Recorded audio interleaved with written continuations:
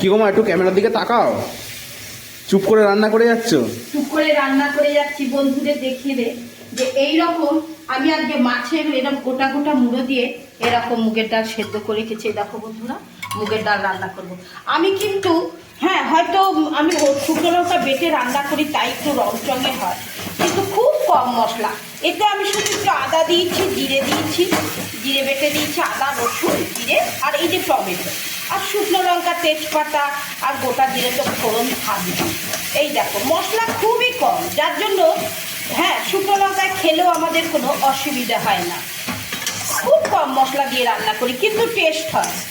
অনেকটা মশলা দিলেই যে খুব টেস্ট হবে তার কিন্তু কোনো মানে নেই বন্ধুরা। এই দেখো আমি দিয়ে দেবো, এতে ডাল দিয়ে দেবো। এবার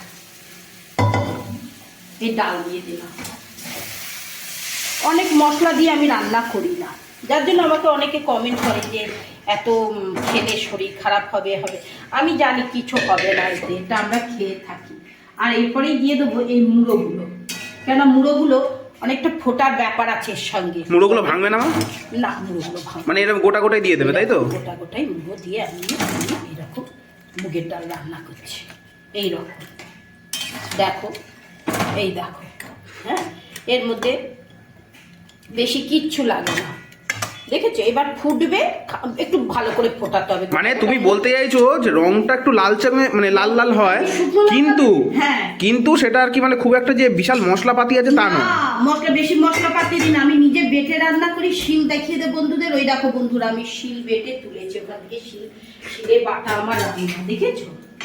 আর কিচ্ছু নয়, এই রান্না খেতেও ভালো হয় আর দেখতেও ভালো হয়। সব গোটা গোটা মুড়ো? হ্যাঁ, সব গোটা গোটা মুড়ো দিয়ে এরকম ডাল করবে। এবার একটা গোটা গোটা পিস এরকম পাতে পড়বে। আর এরকম গোটা গোটা মুড়ো এরকম যদি ডাল হয়, আমি দেখেছি খুব একটা তেল তেলেও হয় না। না, তেল তেলেও হয় না, মানে শরীরের পক্ষে যে খুব ক্ষতিকারক তাও না। না, খুব খেতে ভালো লাগে। মা, মুড়োর ডাল তো হয়ে গেল, মুড়োর ডাল হয়ে গেল, আসছি। তাড়াতাড়ি করো। গরম মশলার মুখটা কাটতে গেছি, মুড়োর ডালে গরম মশলা দিতেই হবে। এই দেখো বন্ধুরা আমার রেডি হয়ে গেল মাছের মুড়ো দিয়ে এইরকম মুগের ডাল, দেখেছো? এরকম থকথকে করে। গরম মশলা অবশ্যই দিতে হবে, কেননা মাছের মুড়োর জিনিস তো। এইটাতে তবে যথেষ্ট, আর লাগবে না, তবে আর নেইও, দিয়ে দিই। আর দিয়ে দেবো ধনে পাতা।